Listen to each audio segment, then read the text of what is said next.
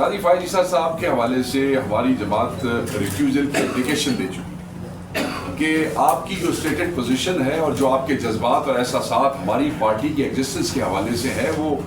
مختلف اوقات میں مختلف ججمنٹس اور مختلف کیسز سننے کے دوران آپ بالکل پوری قوم کے سامنے واضح کر چکے ہیں، اور آپ کے جو خیالات اور آپ کی جو اوپینین ہماری پارٹی کے بارے میں ہے اس کے واضح ہونے کے بعد کیا یہ اخلاقاً قانوناً کیا یہ مناسب ہے کہ اس کے بعد بھی آپ بیٹھ کے ہمارے کیسز کے بینچز میں ہمارے کیسز کو سنیں؟ تو ہم نے پھر بھی اور پھر فیصلے کریں، ہم نے پھر بھی قانون کے احترام کرتے ہوئے ریکیوزل کی اپلیکیشن فائل کی پارٹی کی طرف سے، اور آپ یہ دیکھیں کہ وہ اپلیکیشن وصول تک نہیں کی گئی اور وہ ویسے ہی واپس کر دی گئی، جیسے کوریئر سے گئی یا جیسے ہم نے دینے کی کوشش کی وصول بھی نہیں کی۔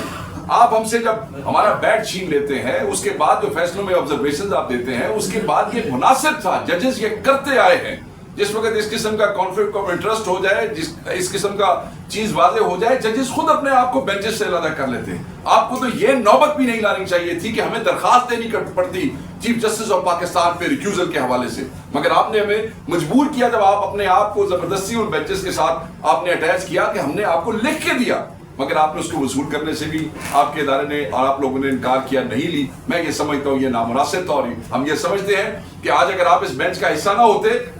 تو پھر فیصلہ بھی شاید کچھ اور ہوتا، اور ہم یہ حق بجانے میں کہنے پہ، کیونکہ ہم کہہ چکے ہیں کہ آپ پہ ہمیں اعتماد نہیں ہے، بار بار کہہ چکے ہیں ہمیں آپ پہ اعتماد نہیں ہے، یہ آپ نے بڑا ظلم کیا ہے، بڑی زیادتی کی ہے، آپ کو بینچز سے علیحدہ کر لینا چاہیے تھا۔ دوسرا نقطہ جو ہے وہ بڑا اہم ہے اور وہ الیکشن کمیشن آف پاکستان ہے۔ ان لوگوں کے حلقوں میں ان کے جو ری کاؤنٹنگز تھی جہاں ان کو شامل بھی نہیں ہونے دیا گیا، جہاں آروز نے اس جگہ کو جہاں ری کاؤنٹنگز کی گئی بغیر نوٹسز دیے،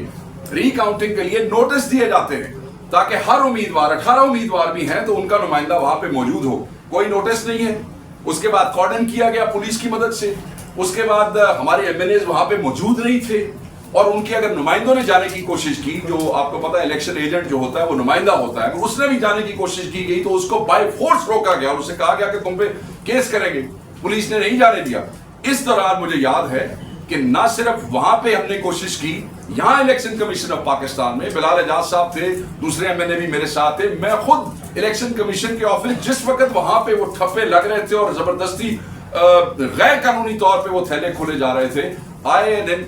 یہ اور ہم 2-3 لوگ الیکشن کمیشن کے آفس گئے، سیکرٹری الیکشن کمیشن کو پھر قانون کا احترام کرتے ہوئے ہم نے ایک اپلیکیشن دی کہ جناب یہ غیر قانونی عمل ہو رہا ہے، ویڈیو شیئر کی سیکرٹری کے ساتھ، میں خود وہاں پہ موجود تھا کہ آپ کوئی ایکشن لے، مگر نہیں لیا گیا۔ ہم یہ توقع کر رہے تھے کہ جن لوگوں نے قانون توڑا ہے، آئین کی خلاف ورزی کی ہے، ان آروز کو سزا ملے گی۔ الیکشن کمیشن کی ذمہ داری تھی کہ ان آروز کو سزا دیں گے، الیکشن کمیشن کی ذمہ داری تھی کہ اس ڈی پی او کو نوکری سے فارغ کرواتے، الیکشن کمیشن کی ذمہ داری تھی کہ اس ڈپٹی کمشنر کو نوکری سے فارغ کراتے۔ ہر وہ شخص کسی اردری سے لے کے اوپر تک جو